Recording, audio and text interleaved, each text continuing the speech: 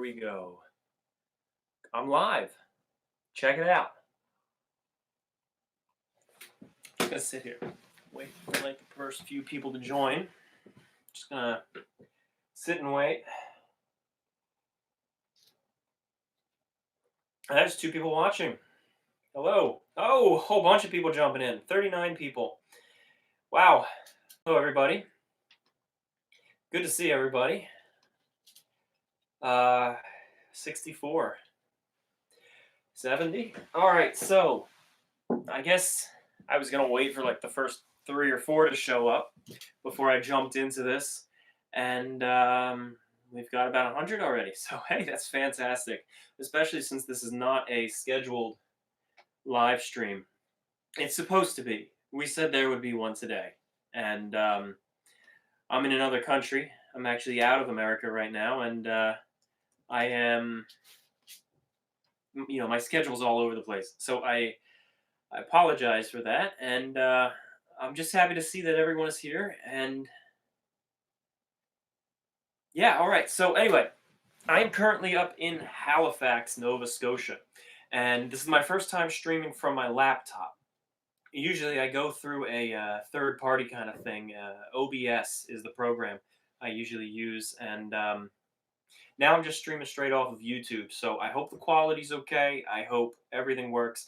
I don't like the angle of the shot, but what can I do? Especially since this picture's not crooked, but looking at it right there, it sure looks like it is. But anyway, thank you everybody for joining.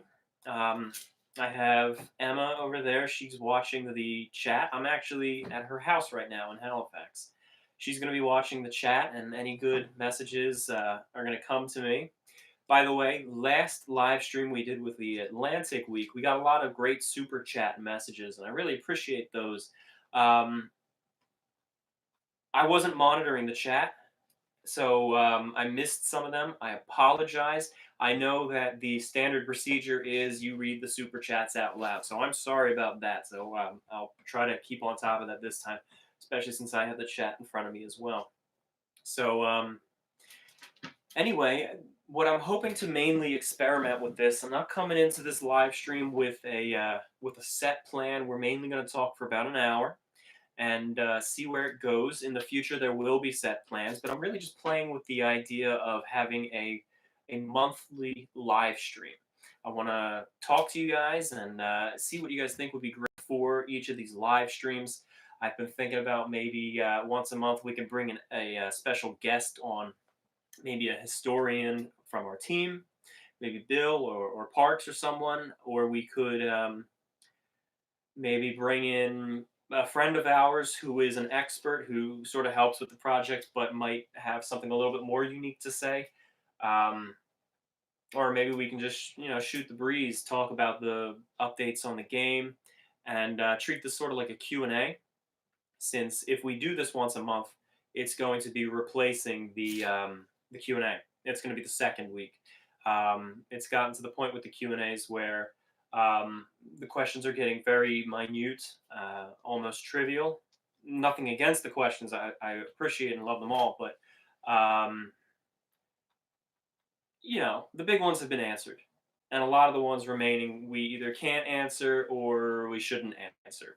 So we will probably do these live streams and take a few questions from the chat while discussing a few others. I see a lot of people saying hello from all these different places.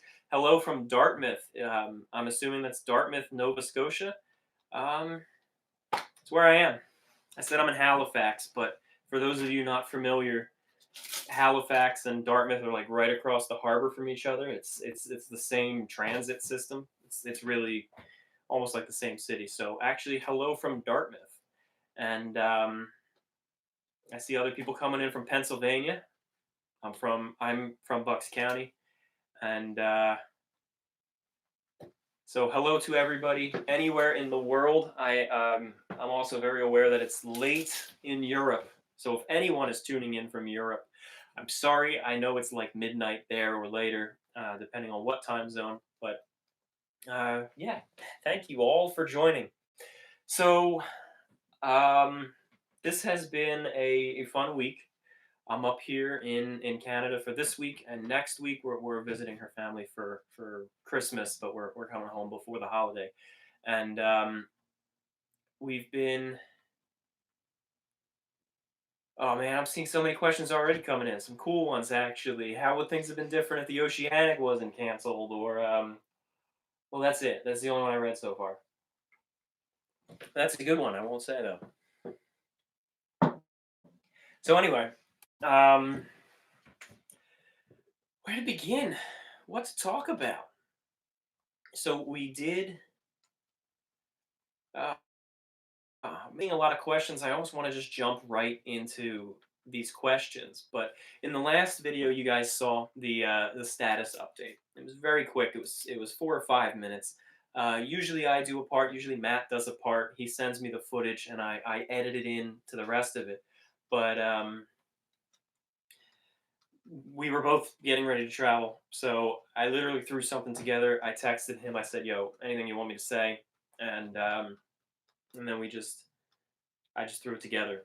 But I've been talking with Matt and Kyle and seeing the models progressing. And as I mentioned in the last video, the lounge looks phenomenal. I've seen a lot of great feedback on the lounge, even though we put a black and white filter on it. The reason for that black and white filter is because there's a lot of color choices in the room that have been unknown that we've settled on. Some of them we're still settling on, but we're just not ready to reveal what those color choices are, even though the room is already kind of well documented. We see it in James Cameron's film. It makes a artistic. It makes an artistic appearance in Adventure at a Time, but and of course the room still exists from the Olympic in Anik. But great feedback on that. We are almost done all of the public spaces on the Titanic now in all classes. I believe all that remains, and if you have the progress chart in front of you on the website, it's relatively accurate, but there's a couple things we just don't factor in. Sometimes we're not satisfied with something, so we don't actually check it off as progressing because in the back of our minds we're thinking we might redo this. Um, Sometimes we do include it when, even though we're still thinking maybe we're going to redo this, but I believe the only remaining public spaces of all three classes on the Titanic, aside from the exterior, we still have the boat deck, the promenades to do. The palm courts in first class. Aside from that, I think all of first class is done, minus the private cabins. Second class, two of the rooms, I think maybe the smoke room and the lounge remain, and I think third class is finished. So once those are done, it's just cabins and engineering spaces, and of course the exterior. Kyle's been working on the exterior. In fact, there's something else coming up that Kyle has been working on. Every once in a while, Kyle gets distracted by something and just drops hints about what he's working on, but doesn't tell me. I got receipts for some purchases on the Unreal Marketplace where we sometimes acquire effects, but I don't know what they are. And he's working on something special for you guys. And when he does something like that, he likes keeping it a secret from the team until like the last moment. So he's got something special up his sleeve. How are we doing on questions, Emma? Anything interesting coming in? There's a few. Thank you. All right. They're coming so fast. Yeah, there's a lot of questions coming in. Will you have accurate voice acting? Based on a few recordings of Lightaller or other officers, etc. This is something we've talked about in the past. In terms of the characters and the voice acting in the game, I really want people to have the authentic voices. In the past, in other videos we've done, documentaries or indie films I've done, We faked accents mainly because of just, what can we get? We can't really get all natural accents. I just can't without a budget. But in the game, I don't want fake accents. Americans are going to be Americans, and they're going to come from the right states, the right regions at least. Brits are going to be British, and they're going to, have the right Yorkshire accent or the Cockney from the South or Midlands or something like this. French are going to be the French, Germans, Swedish, etc., so on and so forth. And of course, the Irish are going to have the Northern, the Southern, and any other accents as best as we can. And when possible, if we have a voice recording of the historical figure themselves, like for example, there's recordings of Officer Lightoller telling his story, or some of the other passengers, we will find an actor who has that same voice, or at least can do that same voice spot on. And as I mentioned, we're even taking it a step farther with authenticity, and we're trying to get relatives to do the voicing for some of their ancestors. Margaret Brown, for example, we've agreed that one of her descendants is going to be doing the voice, and she says that Margaret Brown didn't actually have the stereotypical Southern, almost like cowgirl accent you hear in the films. That wasn't her. She took on another accent, and she was trying really to fit in with the society. So this descendant is capable of doing the voice and is more than excited to play the role. So not only will we be making sure the voice acting is authentic, but we are going to go that extra step farther when possible and get that's the closest thing we can do to actually having the real person do their own voice. It's the same bloodline, it's the same family doing it. And of course, only if they can properly do it as well. Someone's asking, what am I drinking? Calm down, guys. This is just iced tea. Unfortunately. You have a World War I painted Olympic model.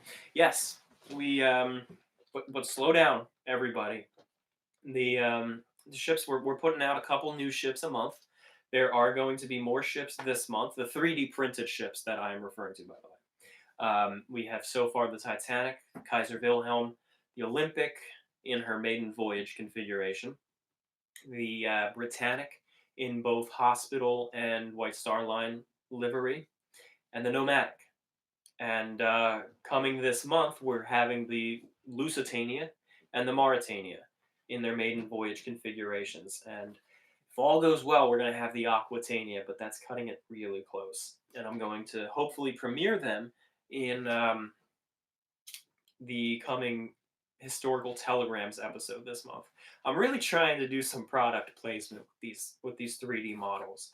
I want to include them in videos so that you guys see them, because photos have this sort of macro effect where it just really emphasizes the contrast of the 3D printing, and they look sloppy. And to be honest with you, when I was first seeing the test photos, because they're printed down in Florida and I live in Pennsylvania, when I was first seeing the test photos sent to me, I wasn't all that impressed until I actually got a sample of it. And like the printing stripes and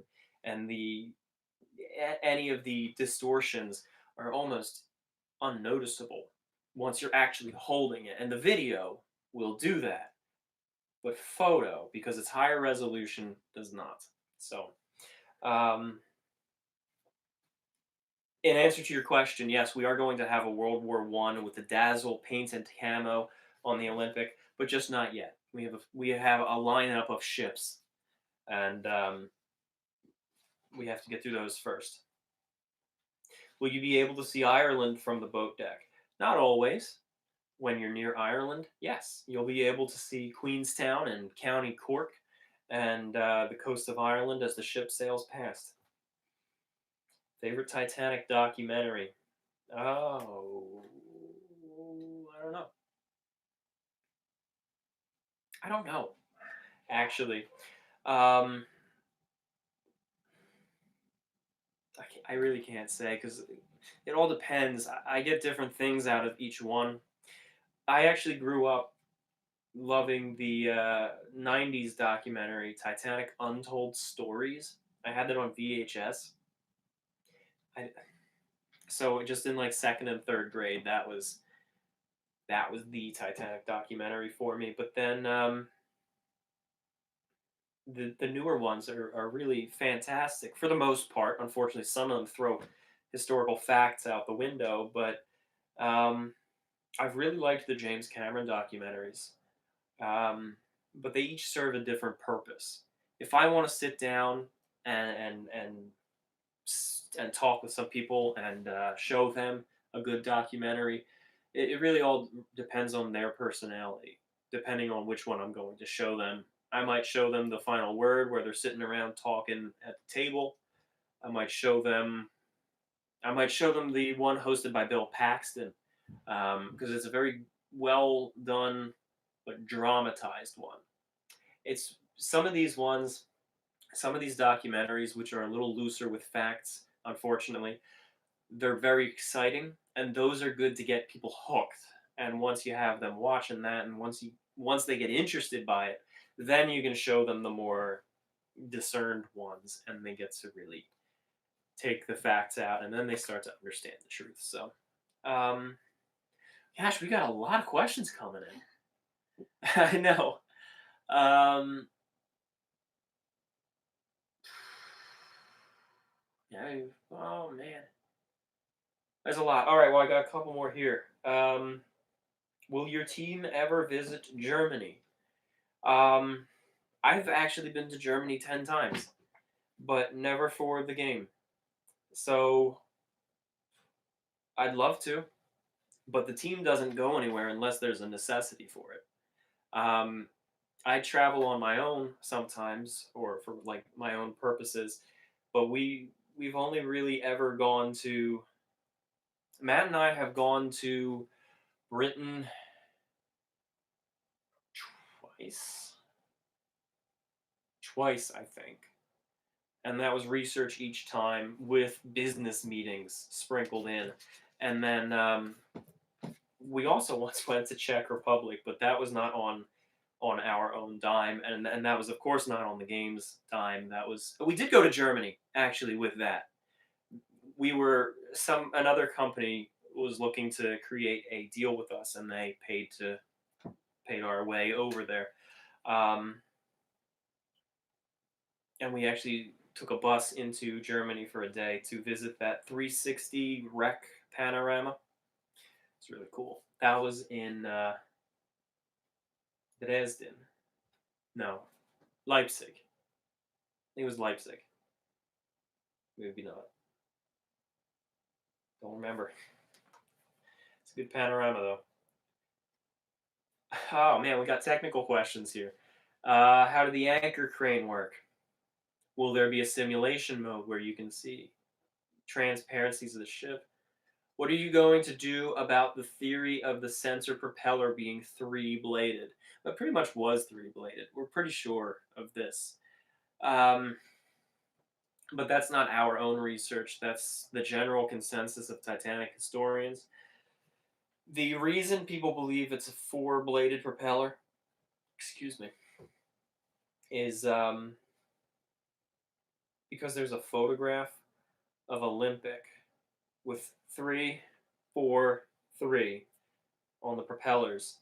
Um, but that was Olympic, not Titanic. I don't know why there was a difference. That's something that if I'm going to do a video about, or if one of us are going to do a video about, we're going to want to research it and make sure everything we say is authentic. Any super chats come in yet that I should read out?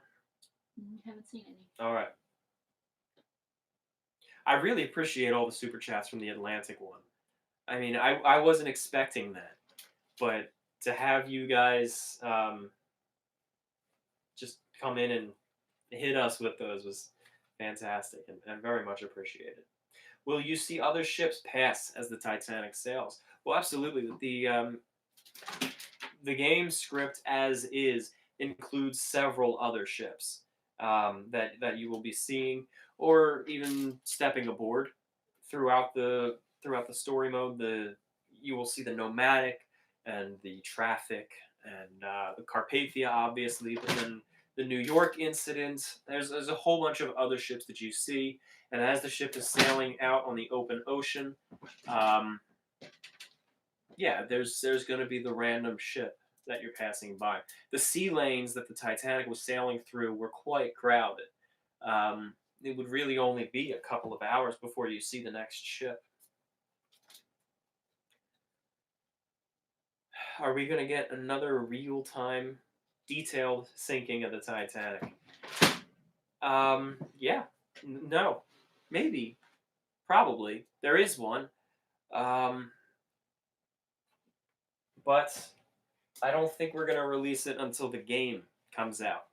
Because we don't want to reveal what is going to be in the game. Because we want it to be a surprise. That's part of the excitement. That's part of the surprise, I suppose. Someone is asking, where are we with funding? And as you understand, this is from Austin Bounce House Rentals, by the way. I know this guy. I've spoken to him over email, and he's become a great supporter. We bought a calendar, and so anyway, where are we with funding? As I've mentioned in the past, we have there's more or less 4 different entities that you have to line up with a video game. And I'm sorry, there's a pet rabbit running around the room, which is making a lot of noise. There's about 4 different things that you have to line up. It could be 3 if you want to do it yourself, but we'd rather go the more secure route of having 4 things lined up. One is a broker to help you arrange everything. The second is a producer to guarantee that the project will be delivered on time, on budget, and professionally and functioning. The third is the investor, and the fourth is the publisher. The publisher is essentially the distributor, and the investor is the financier. So we have the producer and the broker locked in. They're working with us on a daily basis. We have weekly updates to sit down and over the phone because we're all across the country, but sit down and discuss where we are, what is our strategy for the next steps. And on top of that, we're also negotiating licensing deals. And sorry, I don't know how loud that is. I'm sorry if that is quite loud. It's just very distracting on such a technical question. With the funding, we have other people that we are negotiating, but it's sort of a catch-22. A lot of the funders want to see a publisher backing the project so that they know they are investing in something that will be distributed. But a lot of distributors want to see an investor backing the project to make sure they're not entering into an agreement when the thing might not even get off the ground. It's like I said, a real catch-22, but we have a lot of open doors on both fronts. It's a matter of getting terms agreed on and making sure that these 2 parties bridge successfully and work with the other 2 parties in addition to ourselves. It's a lot to get a game going, which is essentially a $7 million project. And but it's going. So I will I'll put it this way. I'm treating this project right now as my full-time job. I'm not getting paid. I do get some stuff out of licensing if we go that way, but so does Matt. And a share of that also goes right back into the budget. But I'm treating this like a full-time job, and it doesn't really pay. If I didn't have hope, if I didn't feel like the next few steps were going to be there, I'd be out getting a job. So it's going, and it's looking good. I can't say when, but it is going. What ships do you plan on making as 3D models? That was another super chat question we just received from TR Clan. All right, so as I mentioned, all the ones that we do have already. I'm assuming you mean 3D printed models and not just digital 3D models that appear in the game. If it is appearing in the game, I don't want to go into too much detail because like I said, I want to save some stuff for the final game to be surprises. There are a lot of ships I've already mentioned. There's a few surprises that we still have in store. As far as 3D printed models, this month is the Cunard Trio, hopefully. If not, it'll be the Duo.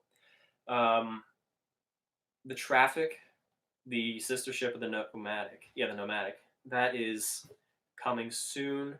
We're probably going to tackle the German ships like the Deutschland, the Imperator, the Tenders, America and Ireland are coming soon, and these are all coming in like the first few months of January, by the way. We want to spread them out because we understand they are a little pricey. That's because of the time that has to go into painting it and then the shipping, and of course, some of it goes into the game's fund as well. But we don't want to hit you with like 20 different ships. And of course, we want to fine tune them all as well. The ones I'm looking forward to as well, we have the RMS Republic coming, and the 3 Brunel ships. Actually, that's going to be the focus of a entire historical telegrams episode. I think maybe March. It might be February. But the 3 Brunel ships, Great Western, the Great Britain, which is still around as a museum, by the way, and the Great Eastern, which I have quite an extensive collection of the first and the last. I have very few things from the Britain, but anyway. Someone is asking if we could do something about the Wilhelm Gustloff. I would love to. I think that's an absolutely incredible and tragically forgotten story. Um, it holds the record for the most deaths in a single sinking of a ship. Um, it was during World War II. It was in the last couple of months of World War II. And over the span of like 30 days, 3 ships were torpedoed. These were German ships, and that is, of course, one of the reasons why it is kind of forgotten. It was communists who sank a ship full of Nazis. So they were, of course, German civilians who, it's debatable, obviously, where they might stand. So it's kind of overshadowed because it's not exactly Western civilization, but I do think it's worth mentioning. Most of them were civilians, and civilians of any side are should not be treated like that, no matter what country, no matter what society. Obviously, that's a very touchy subject, especially today, having it be Nazi Germany. But it was 9,000 deaths confirmed, and some sources put it as high as 13,000.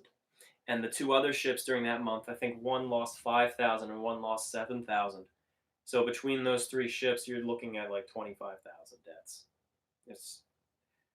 Yeah. So I would love to do something with it, even if it's just a real-time animation at some point. But it's also out of the golden age of ocean liners era. You're out of the 1910s and 20s, and now you're in the 40s, the mid-40s. So you're actually entering into the modern era. And I don't believe the Wilhelm Gustloff was actually an ocean liner, but she was a cruise ship. I think she actually was a cruise ship. So, it's a slightly different category as well. It was torpedoed 3 times, and it sank in a storm. It was nighttime, and it was freezing cold. And I think only a couple hundred survived. Maybe 600. I wish I had the numbers offhand. But all right, so I think we got another super chat here for coming in from J.A. Bristol. Why did the lifeboats on board the RMS Titanic say SS Titanic? Excellent question. SS just means steamship. RMS means Royal Mail Ship. Royal Mail Ship means they have a contract with the British Royal Mail Service to carry mail. Every steamship was SS. But if you had that contract, you were both SS and RMS. So RMS was the more prestigious title. So Titanic, Olympic, Lusitania, they were all called RMS because that's the prestigious title to go with. Obviously, they were steamships. Even a junky old tramp ship was SS. But to say RMS, you were really saying something. You were saying the British government trusts you as a good ship operator. So, of course, you're going to use the prefix of RMS. And the if for some reason they lost the contract with the our Royal Mail Service, then they would simply go back to SS. So they put SS on the lifeboats, and that's just the standard type of ship that they were. So um, it's one of those things where during that time, all RMS ships were SS, but not all SS ships were RMS. So um, another question, another super chat. Inyo, thank you very much for your message, and we will try to keep up the awesome work. Rail fanning and stuff. What about the Lusitania? Well, that's something I definitely want to do. That's something like I'm spinning my wheels in the mud here, wanting to do something about the Lusitania. I love the Lusitania story. I love the Empress of Ireland story. And I am hell bent on making sure that they get a real time sinking from us and documentary. We might even do a whole week, Lusitania week, Empress of Ireland week. But what? But it's getting hard to do those because the Titanic we could do because we had to do it already for the game. Britannic we could do because it wasn't really stepping out of the way because we built the Britannic model off of our Titanic, so it was only really making some minor modifications, and it was a sister of the Titanic, so it was justifiable. But at this point, it's the Atlantic we did for fun because it was small and it didn't require too much. But when we're getting into the Empress of Ireland and the Lusitania, they're big ships, and just it's coming out of our own money. So what I was thinking was maybe if we can get some sort of sponsorship or some sort of budget set aside, we might do it. I've already spoken with a few museums saying, would you be interested in sponsoring this? And there has been interest. So we'll see. That's something I want to do. We just got 3 more super chats. So thank you. Oh Lordy says, what made you decide to refer to Britannic as once being gigantic, and why do you think it was changed? I'll be honest with you, that's something I haven't really looked into. I referred to her as the gigantic, and then I saw like everyone flare up in the comments, and I was just like, oh crap.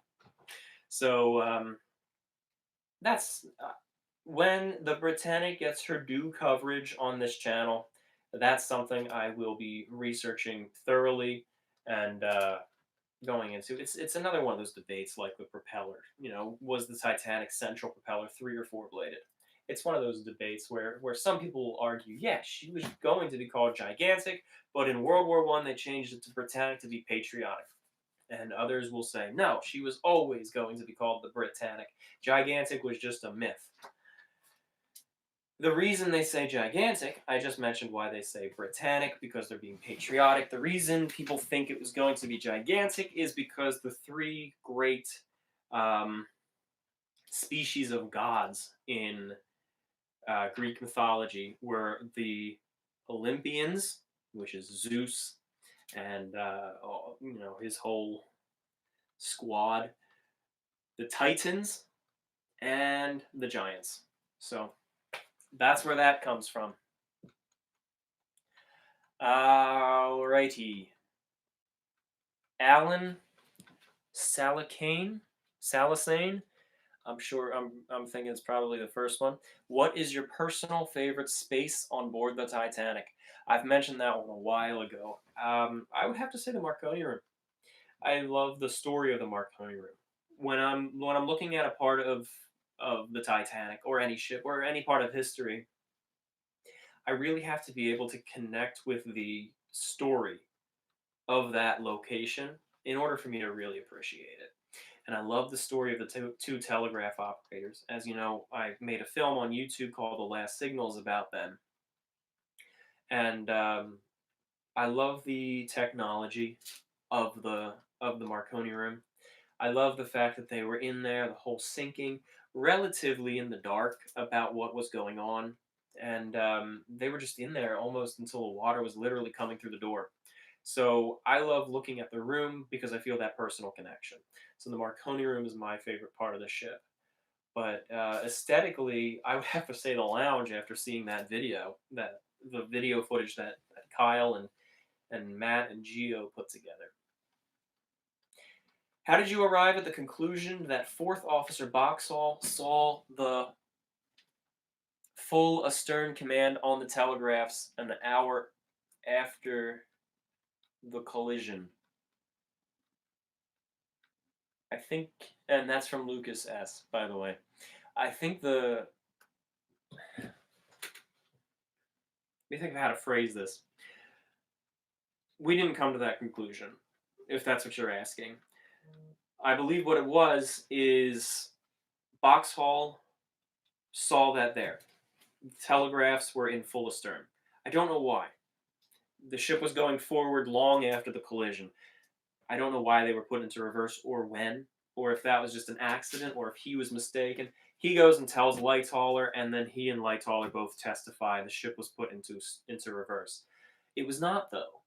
The ship was ordered to stop at the time of the collision, and so a lot of people will say, well, the officers, the highest ranked survivors, say the ship was ordered into full astern.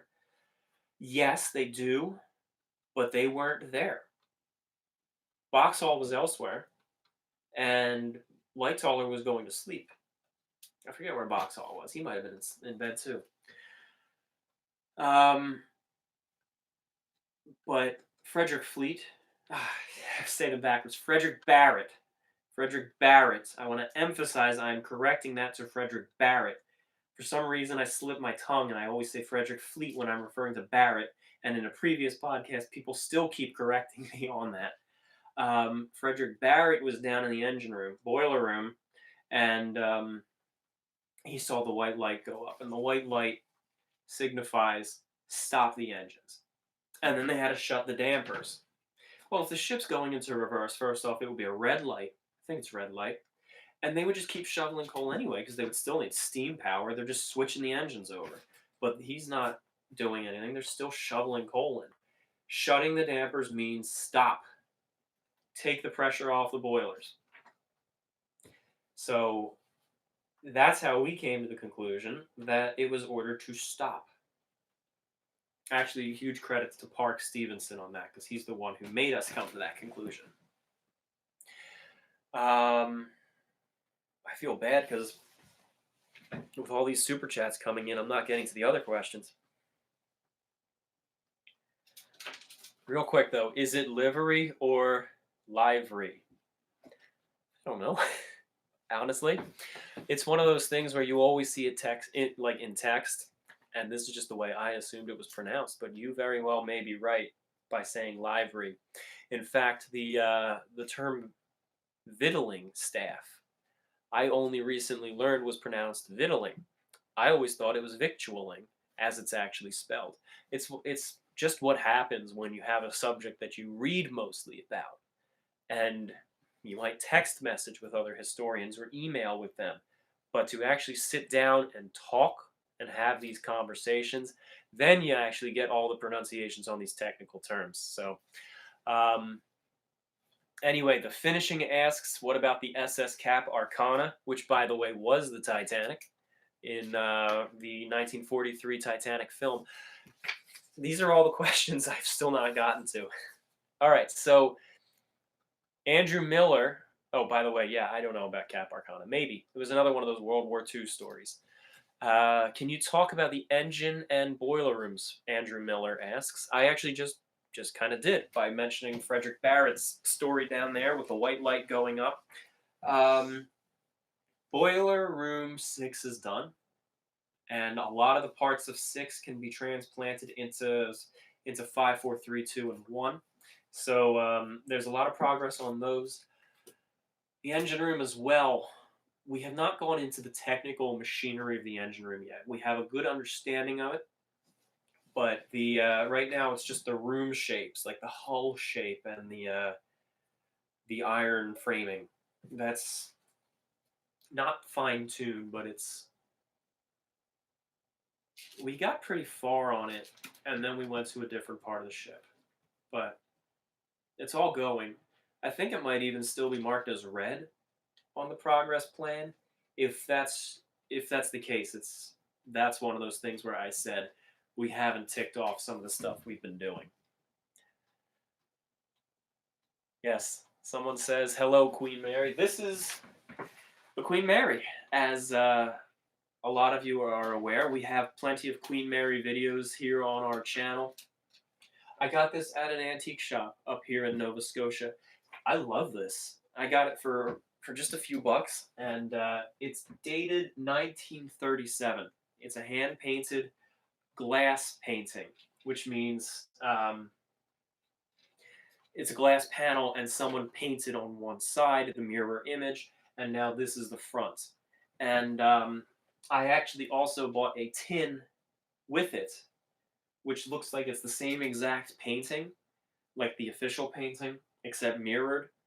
The windows are all lined up. The mast blocks the same part. Everything is the exact perspective, except it's mirrored. So I think that the artist used that tin to paint this. I love this piece, and it's one of my favorites. And I've been able to pick up a few very interesting White Star Line and even Titanic artifacts up here in Nova Scotia. I'm not going to say, but I will hint a little bit. But you know what? That's for another time. All right. Any other? I can't keep up with these super chats. One more. Love from the VVG team. This is from Inyo, by the way. I'm throwing money at the screen. Nothing is happening. Is this a known bug? Thank you, Inyo. Thank you very much for your support. And Simon Wynn, will online mode be in Titanic Honor and Glory? Yeah, that's something we've been talking a lot with the developers and the producer we're working with. We want it, but we don't want weak online. I've said very early on, and I put my foot down on this. I would rather have no online than weak online. Oh my gosh, it's just so we want to develop it. We want to fine tune that, and we want to make sure that the concept for the online with this game is really going to be something special and memorable, and keep people coming back for more. I don't want it to be like this weird, awkward thing that no one plays. So I want online. A lot of people want online. The whole team wants online. But without just being a real-time simulator on board the ship, which we might end up doing, there's not much you can do. I mean, it's not like you can put zombies on the Titanic and run around shooting them. Let's see what else.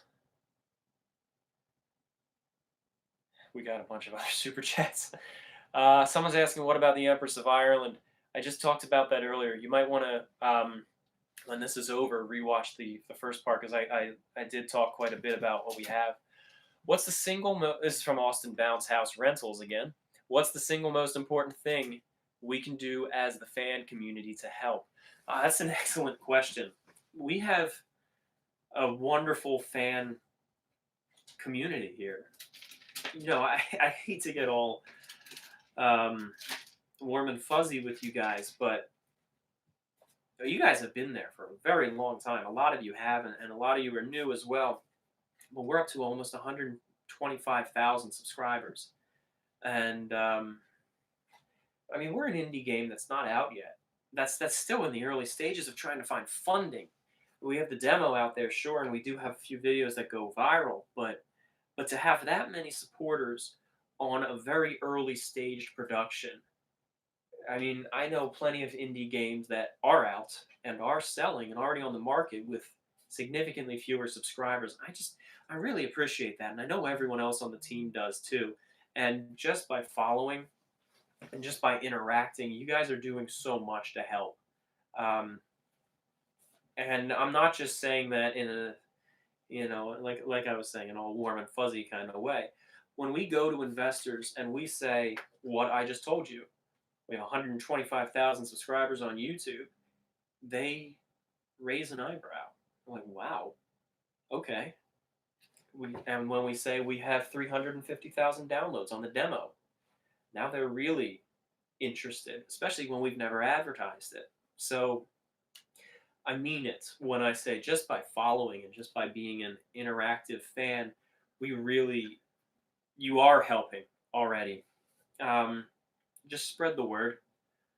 Publicity is always a huge help. We had a number of good articles written about us in the past week. I did an interview with Vice and Popular Sciences and Next Gen, I think it was. Now Next. Oh, sorry, I'm butchering it. But a whole bunch of different ones, and they always help. So,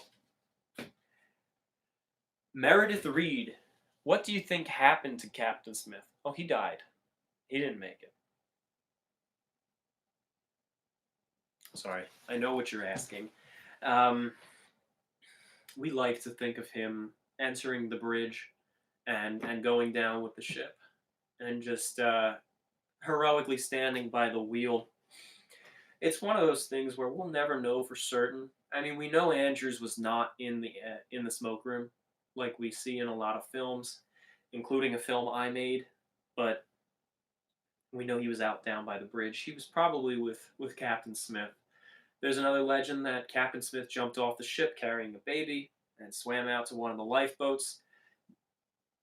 I think that's, again, a warm and fuzzy story that they were trying to spread at the time, and understandably, but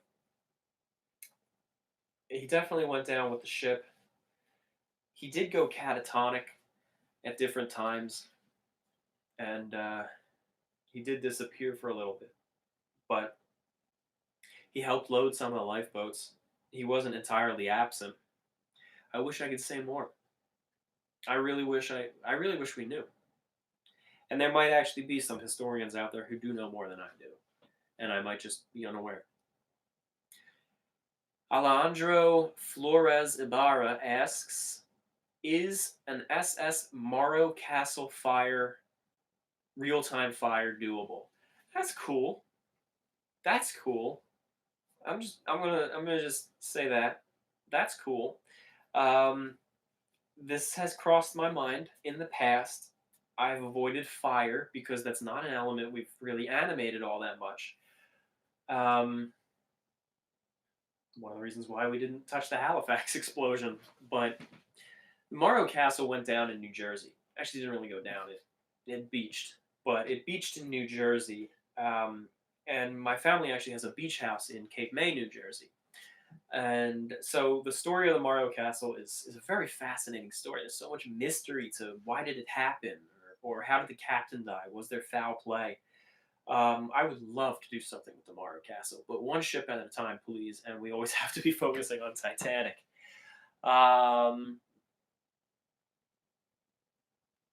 Let's see. I know we got a couple others. The Sixth Night Guard. What was the first White Star liner that had electric lights? Ooh, excellent. I don't know. There's the gap between the Oceanic class, the first Oceanic class, and the I want to say the Big Four, or the second Oceanic. That gap right there are ships that I don't know too well. It might have been as early as the first Britannic or the Germanic. It might have been after that. But those are videos, or those are subjects I want to tackle in another video, which I think you guys will find quite special. But I don't know. I know the Oceanic class was the first to have electricity, or at least one of the first ships to have electricity. But they were in the steward call bells, the ones where you press the bell on the wall. J.A. Bristol. Which exteriors do you like more, Titanics or Olympics? I prefer Olympics because of the completely open promenade deck visually links the bow and the stern for slightly more streamlined profile. As Father Roberto Peroni says, the Olympic class were all about symmetry. By the way, Father Peroni was the guy who modeled the cutaways on the Queen Mary. The Olympic class was all about symmetry. You have the four funnels. You don't have three like these. You have um, the compass platform in the center of the ship. And so with the Olympic having the fully open promenade deck, it really does add to that symmetry of just unbroken promenade wall or opening going all the way down. Um, I have to say though, I finally seen what the White Star Line Britannic looks like. The third of the trio, the one that was a hospital ship. Oh my gosh! And our 3D models, 3D printed models, and I think I like that one the best. It just looks sturdy. I don't know how else to describe it. It looks sturdy and it looks very well defined. But I would say Titanic if I had to pick between Olympic and Titanic.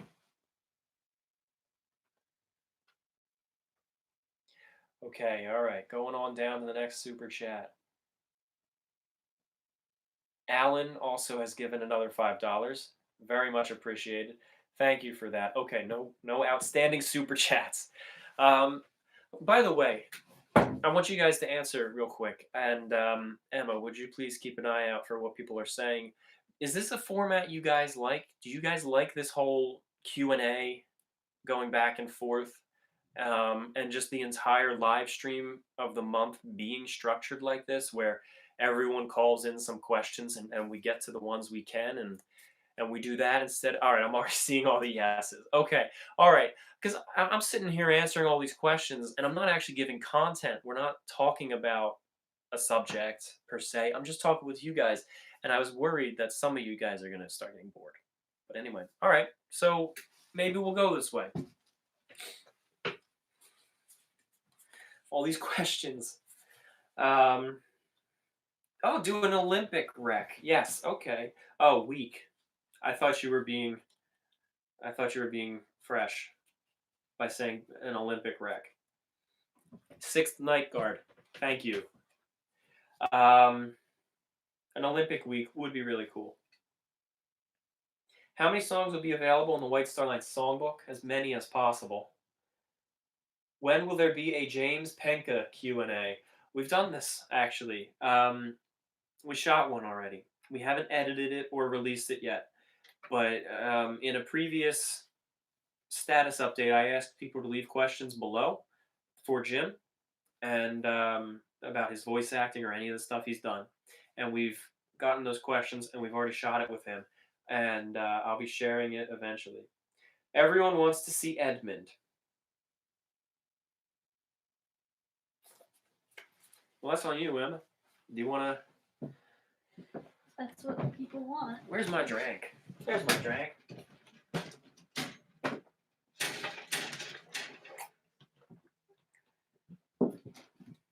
There he is. He's not that big. That's just perspective.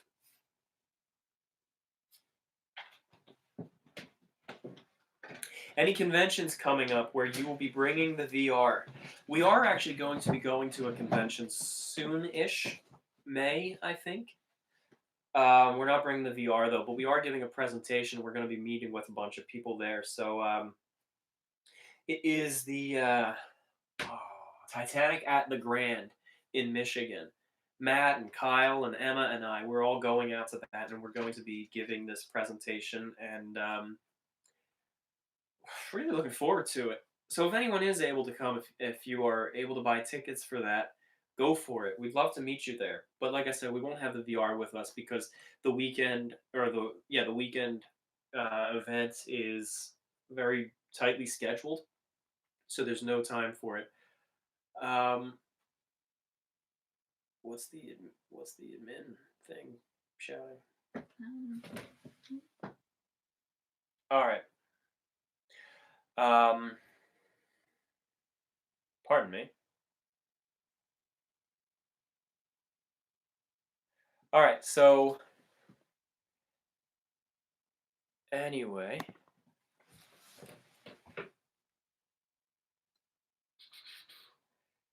will you base Honor and Glory clock on Alan St. George's reproduction with the figure standing on the globe? Alan is actually a part of our team now.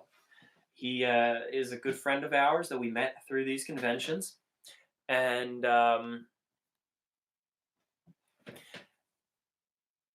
and his models are far better than we can do digitally. So he has graciously agreed to help us craft the proper models in the game. So what he is building, anything he builds, we will be working with him to involve in the game. So the clock, the cherubs, the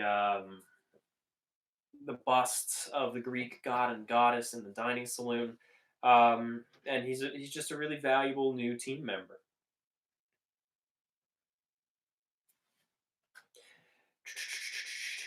Can you do Great Lake steamers? I'd love to do the Edmund Fitzgerald, but come on, we're getting a little away from ocean liners here. Um, Sorry, a lot of questions. I want to make sure I get as many of yours, and I see more super chats coming in. All right, so um, thank you again, Alan, for that contribution right there. Austin Bounce House. Any chance of seeing the team at SX Southwest in Austin? I'm guessing this SW is Southwest. I don't know what SXSW is. Elaborate.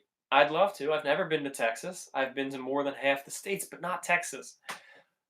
Um, James Anderson, thank you guys for doing this project. I've been a huge fan of you guys for about a year and a Titanic fan since a young age. Love the content. I really appreciate that. I love the fact that this YouTube channel is evolving into something that is not just the progress of the project, but actually a community for people who are interested in the Titanic where they can come and get weekly content. And I love seeing that. I love the comments that you guys do. And I really like the live stream setup we have going right here now with the interaction that we guys can do. It really builds this community. It's good to see you guys here. 1189 Paris. What was the one thing out of many that, if it did not happen, might have prevented the Titanic from sinking? I think if it didn't hit an iceberg, I think it would have been all right. I probably could have survived it. All right, I'll answer that one seriously now. That's a good question because there's a lot of things. There's a lot of individual things. Um, right off the bat, I'm going to tell you the fire was not a factor that sank her. There's a lot of popular opinion right now saying that the coal fire is what did her in. In fact, some clickbait sites even saying it wasn't an iceberg, it was a fire that sank her. I just think of little things. Even the New York incident. If Titanic did not have the New York incident delay her by a half hour, we might have that butterfly effect type thing where now the iceberg is in a different location, and now the ship is in a different location, and they might have just passed. There's many different things that you could say. If one thing was different, it would not have sank. But to answer your question a little bit more specifically, let's say it hit. Is there one thing that could have gone differently that would have saved the ship post collision?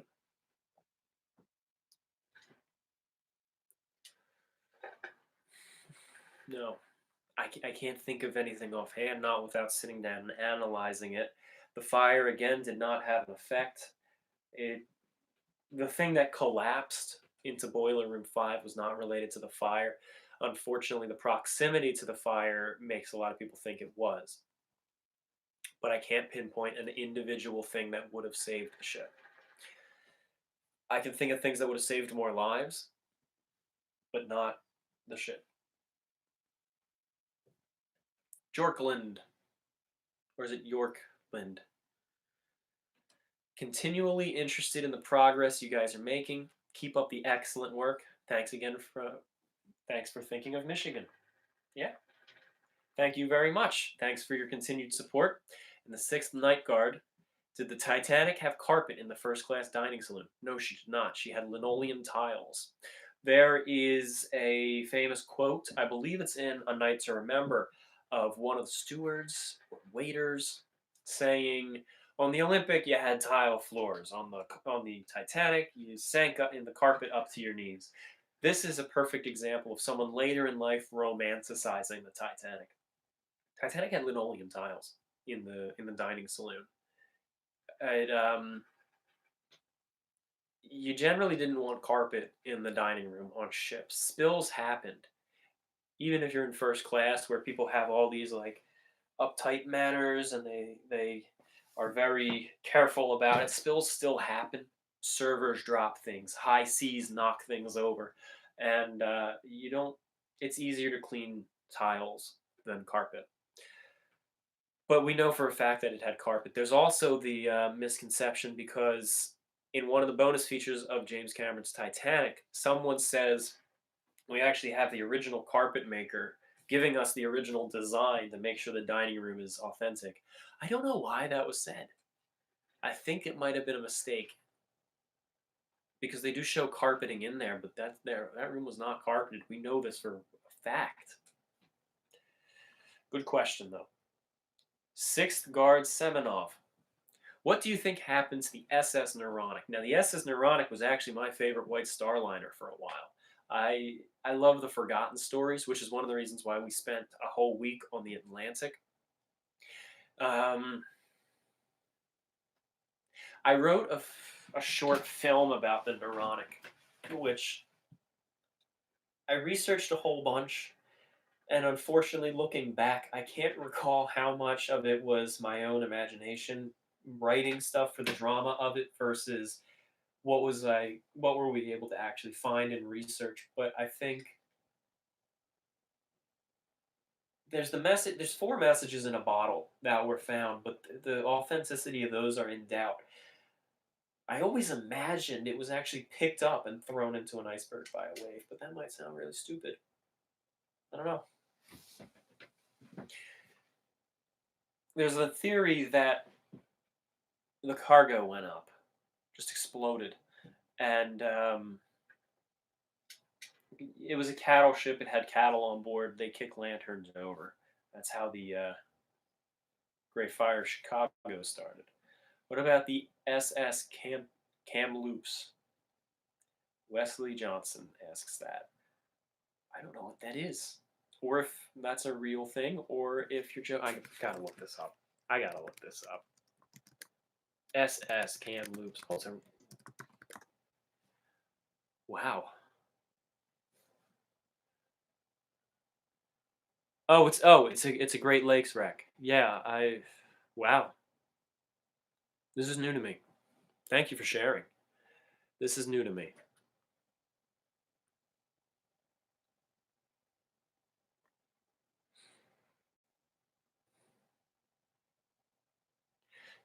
John Shepard, can you explain what the millionaire suites are?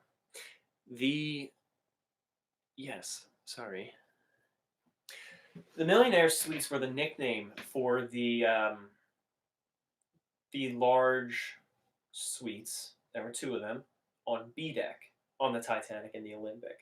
You see them in James Cameron's Titanic. Rose is in one. In fact, on the real Titanic, on the starboard one was Charlotte Cardeza, and the port one was actually bought out by J.P. Morgan. But when Morgan canceled his ticket, fueling conspiracies, it's believed that Bruce Ismay moved in because it is the best cabin on the ship. They were quite expensive. I think they were like $4,000, 4,000 something at the time. They were made up of bedrooms, a sitting room, private bathroom. They had a hallway connecting them. They were very lovely. However, if you watch James Cameron's film, you gotta keep in mind it's not entirely authentic here. What they actually did was they took their favorite cabin designs from all over the ship and transplanted them into this room. So actually, the room where paintings are, where Rose's paintings are, or where Jack draws her with the necklace, that was actually the Strauss's sitting room on the deck below. I'd love to. I'd love to talk about the different cabins on the Titanic sometimes. And great question right there. Jean Pierre Bovin, how and when was the idea to make this game a reality made? Keep up the good work, and I really like the live streams. Thank you, Jean. Um, the game, we started the game about 5 or 6 years ago, and some of you guys are there. We were doing it as a hobby back then. We all had our own jobs. We all had things that we were doing. I was actually in college at the time, and we just really wanted to tell the story of the Titanic. Matt and Kyle started by making digital models of the ship, and I wanted to write and tell a story. And so we just said, you know what, let's combine this all into a game and let's share this with the world. So,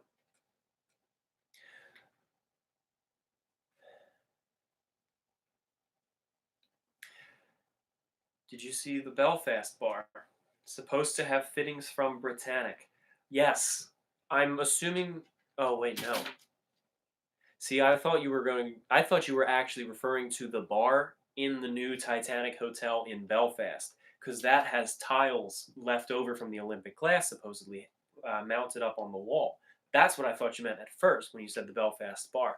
There is a bar in downtown Belfast which does supposedly have the fittings from the Britannic, which were obviously never installed.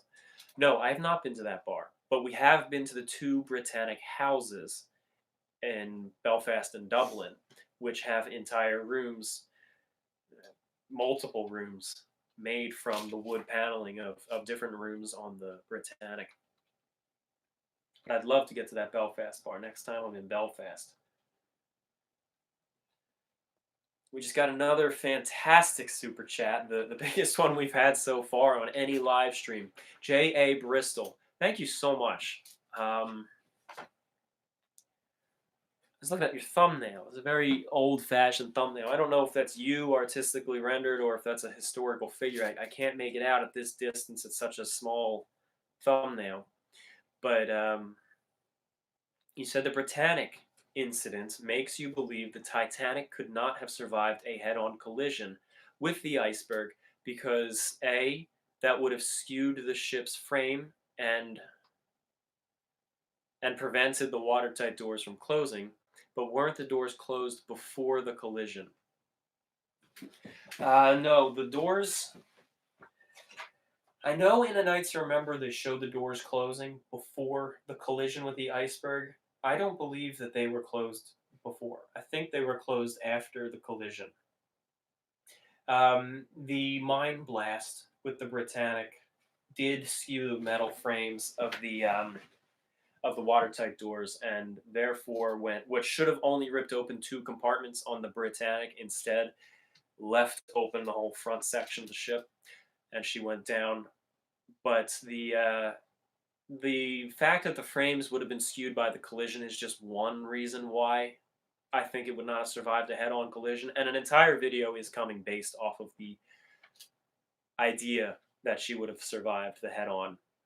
And the other main reason, though, is there have been several analyses of a head-on collision with the Titanic, with proper physics inputted and the proper dimensions and distribution of the ship. And these were done by like U.S. Navy and British Navy. And not only do they show the ship going down after hitting head-on, but she suffers total structural failure and sinks in just a couple of minutes. Like the whole keel is just crumpled. I'm spoiling a little too much for the video that I want to do on this subject, but a lot of people cite the SS Arizona, which was a part of the Guion line, I think, in the 1870s. Or was it the 1880s? But she had a head-on collision with an iceberg, and she survived. But she weighed only a fraction of the weight of the Titanic, and she only went half the speed. So this is not a valid justification. But um, I think I think you'll very much enjoy when we finally do get around to talking about the head-on collision and what might have happened. But thank you for the question.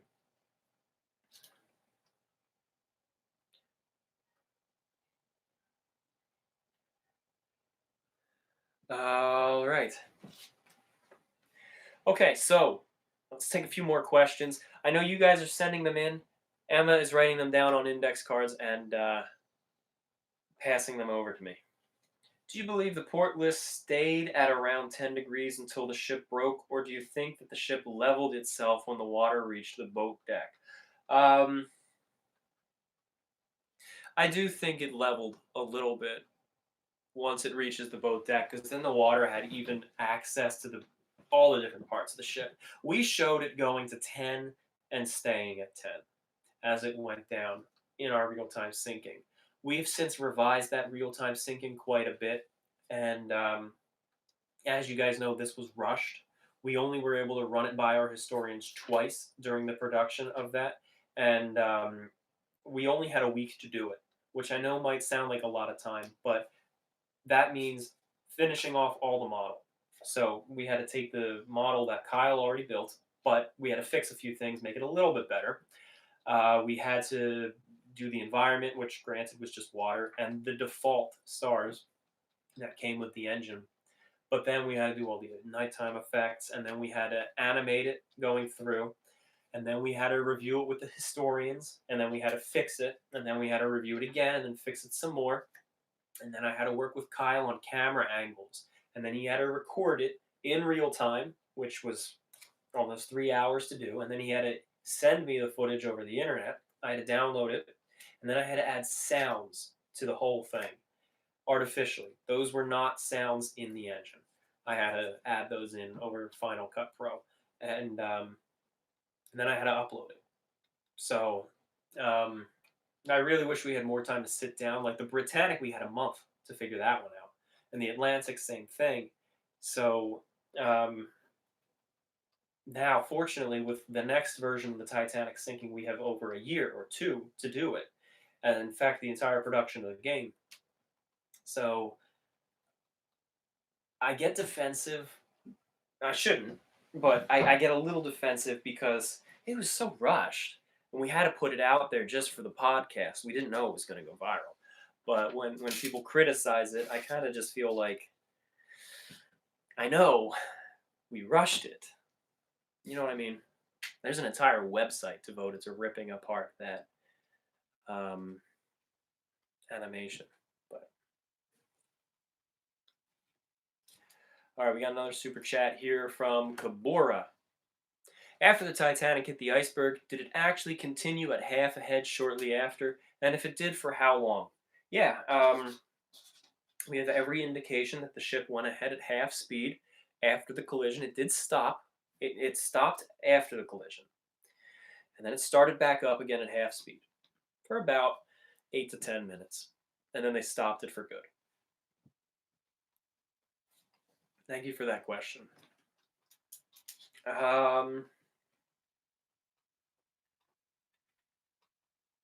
Ooh, excellent question. I can tell you already I can't answer it.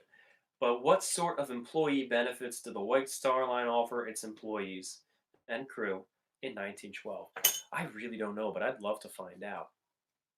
There's the famous story of how when one of the crew members died, he got a bill for his uniform. And that reflected very poorly on the White Star Line. But in their defense, I don't think it was a White Star Line crewman. I'm pretty sure that was a musician who did not work for the White Star Line, and the bill came in from another organization, not the White Star Line. If I'm wrong, please correct me, but I don't think it was actually the White Star Line that billed a victim. How did all you fine gentlemen meet? Tom, Matt, etc. Over the internet. You know, like all good friends these days, over the internet. And Sorry, sorry, reading a comment. We just met online, kind of working through a mutual side project, and we just started talking over Facebook as we were working on this, and we became friends since then. The first time all three of us met in person in the same actual place, which was already years after we first met online, was when Matt and I were getting ready to go to Britain the first time. Kyle wasn't able to go, so he came over to Pennsylvania and visited me for a few days, and then Matt came over. Another super chat. Samuel Pence. Will the game have a mode where you can just watch the sinking? A mode where you are a free camera and can look around like the sinking video. I'd love to do something like that. That's not set in stone yet. But I would love to do a sort of observational, fly on the wall type mode where you can watch this. Austin Bounce House Rentals again. Let's get Matt on the next live broadcast, if technically possible. Yeah, I agree. Every one of these live streams, I send an invite out to them, and I'm like, hey guys, I don't want to do this alone because I'll be rambling the whole time. Matt's actually busy, by the way. Neither of them are blowing us off. I'm playing around here, making it sound like they don't want to show up, but they are both busy. But the show must go on. I'm busy too. How did you discover the Cafe Parisien had red carpets and tables? Always thought it was green. Well, if Matt and Kyle do join in the next live streams, that's a perfect question for them to take on. Was there actually a car on the Titanic? Yes, there was, but it was crated. It was disassembled and put into different crates. It was not. It was not an entire car like you see in the film Titanic. What public spaces would be decorated for Christmas? I'm not going to answer that, but I will tell you something. This historical telegrams episode for this month is actually what is it like to travel on ocean liners at Christmas or Hanukkah or just the holiday season. What is it like on these ships, and how were the festivities? What were the food? Any interesting stories? So I have actually been working on that a lot today, and just I look forward to it. I hope you guys are looking forward to it. It's not next week. Next week is going to be another one of Titanic basics, and then the following week is this historical telegrams. Christmas on an ocean liner.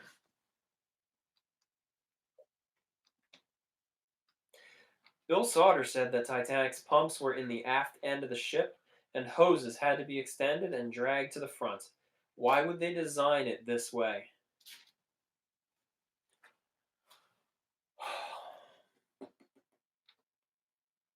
That's a great question. Why? Why is a good question. I can answer.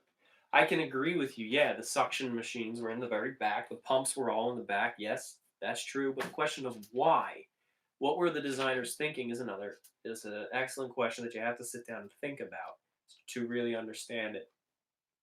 Well, the center of gravity is back there. The engines are the heaviest part. They liked to keep the engines all close together, and the pumps were technically running off of an engine type machine. And I would just imagine they'd want to keep that stuff together because everything forward is just boilers, and everything aft. There's the engine room, and then there's the turbine room, and then everything aft is just propeller shafts and generators. So that's a wonderful question, and you know what? That's a Bill Sauter question. I hate having so many questions come in that I just simply can't answer. But I would rather tell you I do not know than make something up. And when you're dealing with such a technical subject as the Titanic, there's a lot we don't know, and there's even more that I don't know. So I saw another good question. Oh, Meredith Reed has asked, are you going to do meet and greets? Whenever we're traveling, as best as possible, especially if it's to an event or a convention or something, I always like to try to um, tell people, if you can come out, we'd love to meet with you guys. And the next one we do have coming up is the Titanic at the Grand in Michigan. But we don't have any other kind of convention scheduled at the moment. But those things sometimes come up very last minute. If there is anything, I'll make mention of it. The Sixth Night Guard, another carpet question. You can never have too many of those. Was the color pattern on Olympic's D-Deck reception room blue, or was it red like the Titanic? Come on, man. I don't know.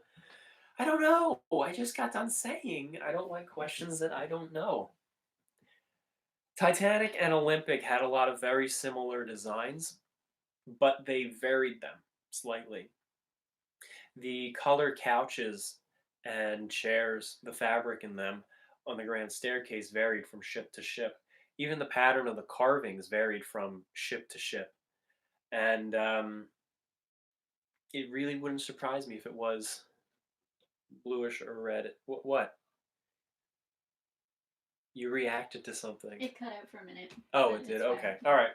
I felt like some amazing question came in. I wish I could help you. This is why I don't want to be the only one on these streams. I could talk about the game, I could talk about the stories, I could talk about other ships. But when it comes to the fine details, those are Matt and Kyle or Nico questions. And we each have our own niche in the production of the project. And I leave that to them. I just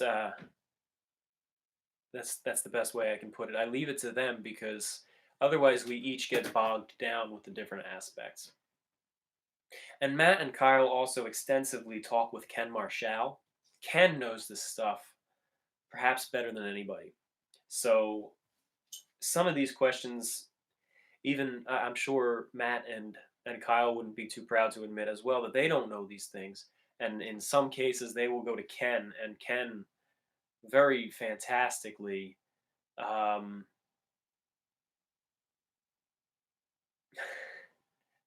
very fantastically knows the answer. Shadow Sword. Tom, were you at World War II weekend in Reading earlier this year? I either saw you or a doppelganger wandering around the flea market. Well, let me ask you this. Shadow Sword, was he wearing an RAF uniform? If so, that was me. I was there. I've been to World War II weekend every year of my life since it opened. I think the first year of World War II weekend was the year before I was born, and my parents have been taking me since I was a baby, and every year I still go with my parents. And I know we're getting off topic here, but I go in RAF as well as a little nod to my grandfather. And all right, so Tesseract 14. By the way, this is now going on for an hour and 23 minutes. I'm going to start winding it down and stop it around an hour and a half. Maybe sooner. My battery's about to go. Tesseract 14. What is your opinion on the Titanic 2? The Titanic replica they are building, from what it sounds like, they will not be using the same amount of accuracy. There are currently 3 Titanic 2 projects. I am not at liberty to discuss most of them, actually. I have non-disclosures. But I will say that I understand some of these are seen as unethical, especially when there's so much flexibility with authenticity. However, I have a standing policy here. The whole team here at Titanic Honor and Glory has this standing policy, and we definitely stand by it. If a company has the resources to rebuild the Titanic to whatever degree, we will we are always willing to be involved to make sure it's as authentic as possible, as best as we can. Now, in a lot of these cases, they are avoiding 100% authenticity because they can't be as authentic as possible. It's just against safety regulations. In fact, you're not allowed to build another Titanic because of the Titanic. So, um, I can't say if we're involved. I especially can't say we're not. But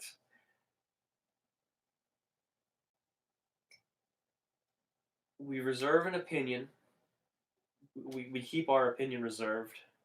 And if we are going to be involved, we want to see it is done as right as we can influence. That's the best I can say. So everyone has a different opinion. People want to walk the Titanic. We want to walk the Titanic. That's how this started. So we'll see.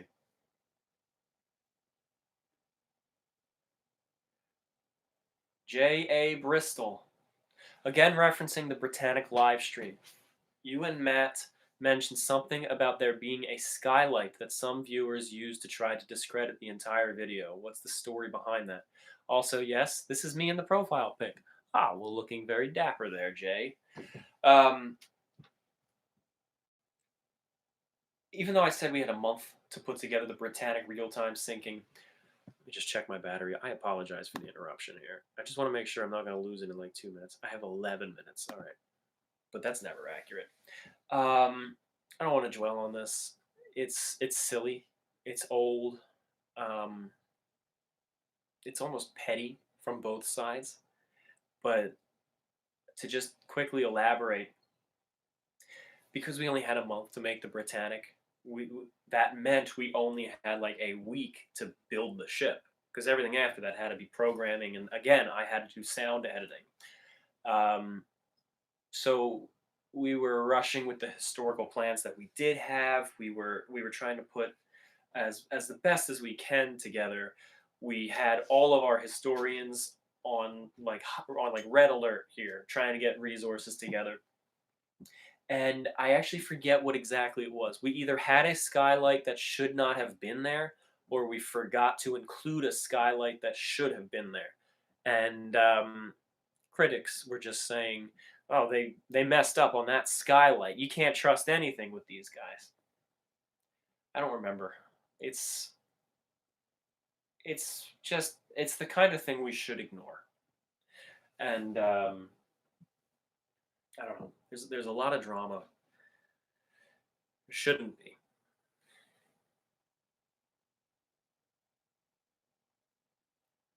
All right. So what other questions we got? Could you send over the card as is, and then I'm going to I'm gonna end it here. My Mac is threatening to quit. All right. These are my last questions I'm gonna tackle because we're getting close to an hour and a half, You and might I want think to that's. scroll up and make sure you didn't miss any of the super questions. I'm pretty sure I got them. Okay. I'm not leaving yet. Hang on. Stop saying goodbye. I have 3 more questions here, and I might not even do them all. Which officer do you think shot himself? Perfect example of one that I'm not going to do. Will you do any pre-industrial revolution ships like the Mary Rose? Sails are hard to do. That's why we didn't do the sails with the Atlantic. I'd love to. I'd love to do all of these ships. I love ships. The whole team loves ships. We'd love to do all of them. But it's just, we have to focus on ocean liners. We have to focus on Titanic, really. But we have the leeway to tackle other ocean liners of like maybe 100 years before Titanic. A little less than that, actually. I'd say the steam era. We can do steam era ocean liners, but going too far back. Plus, the Mary Rose, don't they not know exactly what happened? I know they know the way it went, but they don't know the timing down to the point where we can do an authentic animation that's worthwhile. Why did you change game engines? What did you like and dislike about each engine? All right, good question. Someone has definitely been with us for a while. Thank you for that question. Um, if you guys remember, about 3 years ago, we were working with Crytek, CryEngine, and then we switched over to Unreal 4. And the reason for this was we just weren't getting what we needed out of CryEngine. It wasn't as easy to learn, and the licensing was not that great. Things have changed a lot since then. I don't mean in any way to down Crytek or CryEngine. This is just my experience. And then around that time when we were getting a little frustrated, Epic Games themselves reached out to us and said, "Do you guys want to be beta testers for this?" And we said, "Yeah." And it was just so much easier to pick up, and the licensing was so much better. Now, since then, Crytek and Epic Games and their Unreal Engine have been really undercutting each other. So now licensing is pretty good from both, but we're sticking with Epic Games. They're they're American. Not that that makes them inherently better or anything like that, but we are an American team. So the just the simple fact that we're operating within the same country, it's just easier. Crytek is in Germany, and although that wouldn't have really been a problem, this is just so much easier. And we are very satisfied with Epic Games, and we don't see a reason to switch away. So thank you for that question. All right, we've surpassed an hour and a half. I want to thank everybody who has been. What are the red and green lights on ships for?